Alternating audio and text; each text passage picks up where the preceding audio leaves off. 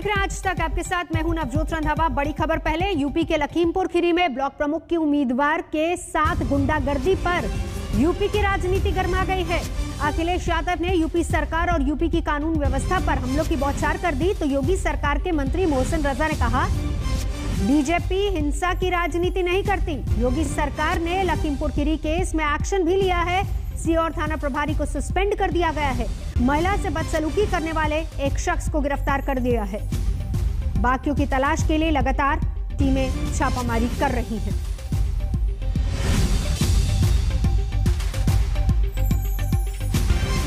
आगे बढ़ते हैं। सन्न कर देने वाली खबर राजधानी दिल्ली से, जहां पर बेखौफ बदमाशों ने दिन दहाड़े घर में घुसकर लाखों की लूट को अंजाम दिया। बिजली कर्मचारी बोलकर 4 लोग घर में घुस आए और पिस्टल और हथियार दिखाकर सभी लोगों को बंधक बना लिया। फिर लॉकर खुलवाकर लाखों रुपए की ज्वेलरी लेकर फरार हो गए।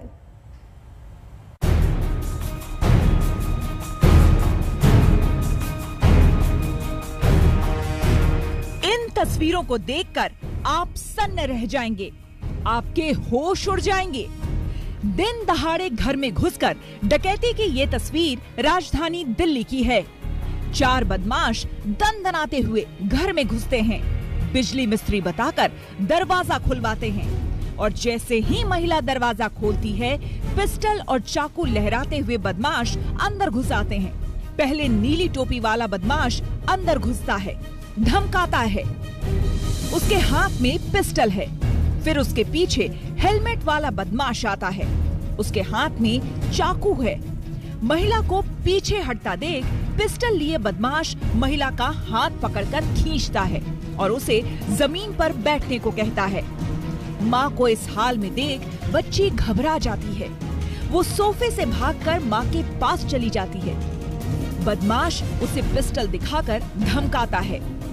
सफेद शर्ट वाला बदमाश दूसरे युवक जो कि महिला का भाई है, उसके हाथ पैर टेप से बांध देता है। यहाँ पर जो बदमाश थे वो इलेक्ट्रिशियन बन के आने की वजह सर क्या है मतलब सर इलेक्ट्रिशियन बन के आया, या तो उनका कोई ना कोई पता था कि यहाँ की बिजली खराब है। एक बार लिफ्ट वाले आते रहते हैं, बस उन्हीं का है परमिशन आने की, क्योंकि लिफ्ट जो है अभी कभी उन्होंने नई लगाई है, तो लिफ्ट में नीचे एक बार जो है आग वगैरह भी लग गई थी मीटर में, तो उसके वजह से वो आते रहते ठीक करने के लिए। तो इन्होंने दिखाएंगे CCTV यहाँ लगा, हमारे जो लिविंग एरिया को पूरा कवर करता है। अच्छा, यहाँ पे हमारा CCTV आप देख पा रहे हैं। इस घर के अंदर ये CCTV कैमरा भी लगा हुआ है जिसमें बदमाश कैप्चर हुए हैं।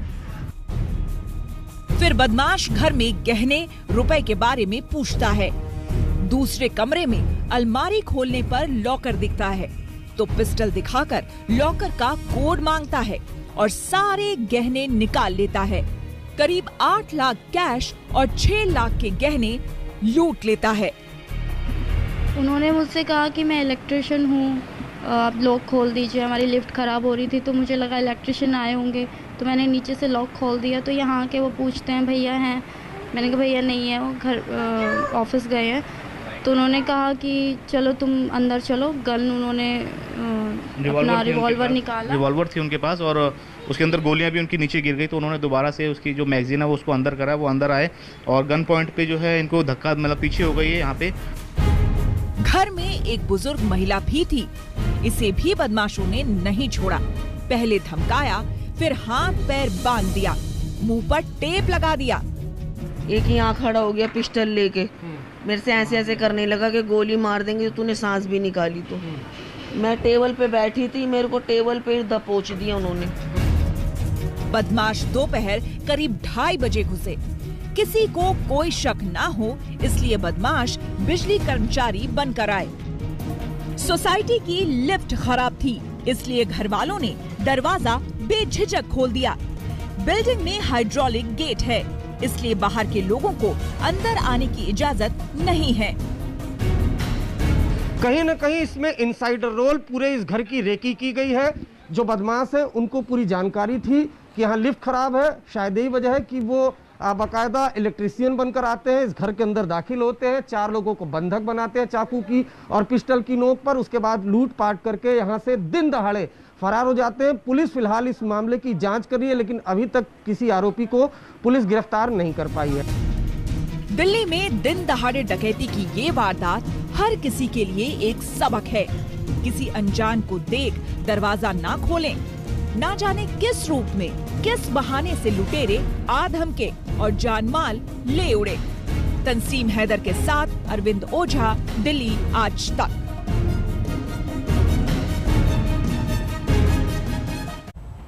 क्या दिल्ली में फिर से बेखौफ होने लगे बदमाश? कल रात राजधानी के बाड़ा हिंदूराव अस्पताल के पास सरेआम हुई फायरिंग, जिसमें 2 राहगीरों की मौत हो गई। हमलावर जिस शख्स को निशाना बनाने के लिए आए थे वो बाल बाल बच निकला।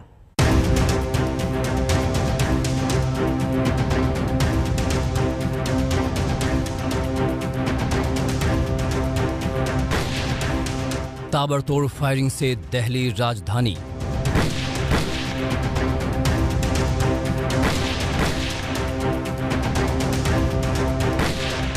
सरेआम गोलीबारी में 2 राहगीरों की मौत। दिल्ली का बड़ा हिंदूराव अस्पताल के पास का इलाका रात के करीब 9:10 पर गोलियों की तड़तड़ाहट से गूंज उठा। हमलावरों का निशाना इसी सफेद कार में सवार लोग थे। कार के मुनीब के मामा नईम और प्रकाश नाम का एक लड़का सवार था। बताया जाता है कि एक लड़के ने सामने खड़े होकर कार रोकने की कोशिश की थी। जब कार चला रहे मुनीब ने उसे हटने को कहा तो झगड़ा शुरू हुआ और थोड़ी देर बाद ही पीछे से आए कुछ लड़कों ने ताबड़तोड़ गोलियां चलानी शुरू कर दी।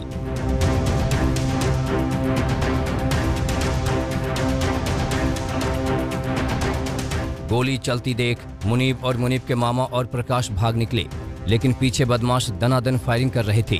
वो तीनों तो बच निकले, लेकिन गोली 2 राहगीरों को लग गई, जिनकी अस्पताल ले जाने से पहले मौत हो गई।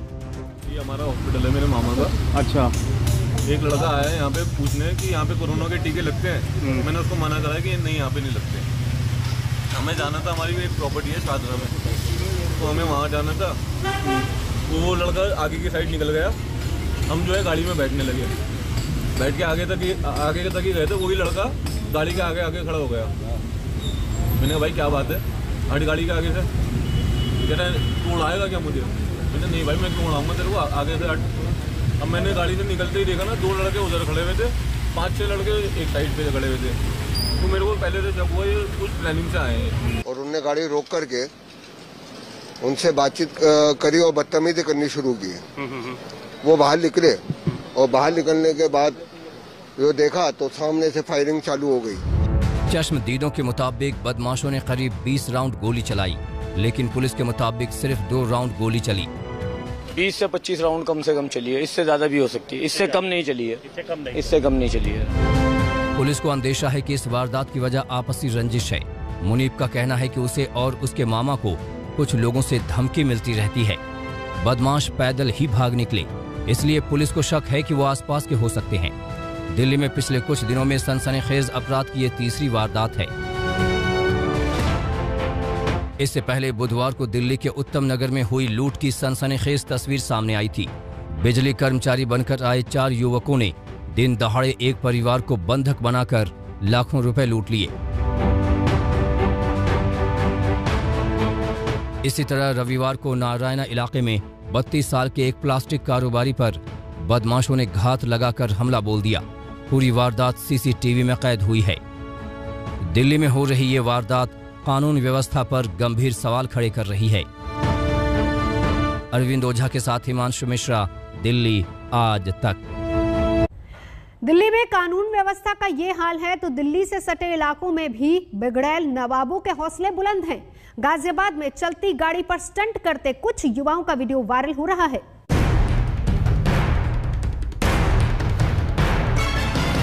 पुल के नीचे से गुजरती तेज रफ्तार एसयूवी और गाड़ी के बोनट पर बैठकर स्टंट दिखाता एक शख्स।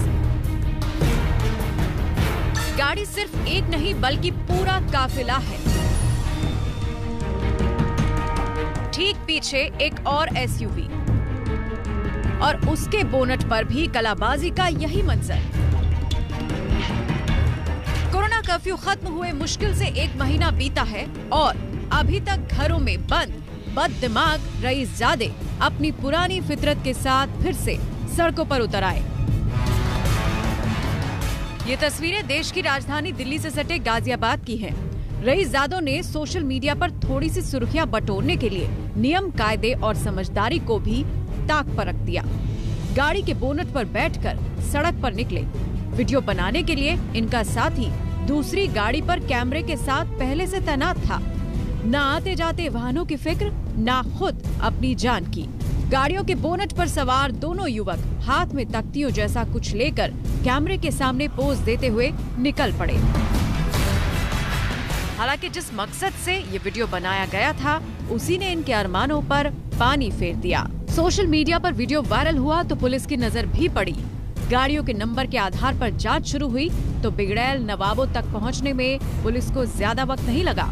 फिलहाल 18,000 का चालान काटकर इन्हें चेतावनी के साथ छोड़ दिया गया है। तंसीम हैदर के साथ आज तक ब्यूरो। में ब्लॉक प्रमुख के चुनाव में महिला पर हमला करने वाले एक आरोपी को गिरफ्तार कर लिया गया है। दूसरे आरोपी की तलाश के लिए पुलिस ने 4 टीमें बनाई है।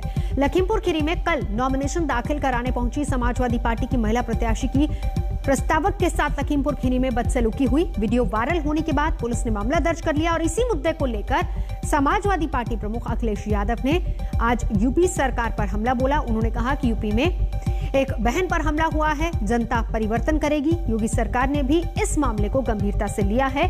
मुख्यमंत्री योगी आदित्यनाथ ने सीओ और एसओ को सस्पेंड करने का आदेश दिया है। साथ ही आरोपियों के खिलाफ सख्त कार्रवाई की तैयारी है। यूपी में सियासी मैदान में ताल ठोकने वाले ओवैसी ने कल बहराइच जाकर सैयद सलार मसूद गाजी की दरगाह पर चादर चढ़ाई, लेकिन राजा सुहेलदेव के स्मारक की अनदेखी कर दी। उनके साथ सुहेलदेव समाज पार्टी के अध्यक्ष ओम प्रकाश राजभर भी मौजूद थे। बीजेपी ने सलार मसूद गाजी की दरगाह पर सजदे को लेकर हमला बोल दिया है। बीजेपी का आरोप है कि ओवैसी ने विदेशी आक्रमणकारी की दरगाह पर सजदा किया, जबकि उन्हें हराने वाले राजा सुहेलदेव की अनदेखी की। आपको बता दें कि ओवैसी और राजभर की पार्टी का गठबंधन है, जो सुहेलदेव को देवता तुल्य मानते हैं। योगी के मंत्री अनिल राजभर ने कहा है कि ये राजा सुहेलदेव का अपमान है। देश भर के कई शहरों में कोविड वैक्सीन की किल्लत जारी है, जिससे वैक्सीनेशन की रफ्तार धीमी पड़ी है। आज पूरे मुंबई में कहीं भी टीका नहीं हुआ। यहां टीकाकरण अभियान को बंद करना पड़ा है। अहमदाबाद के सरकारी सेंटर्स पर भी वैक्सीन बंद है।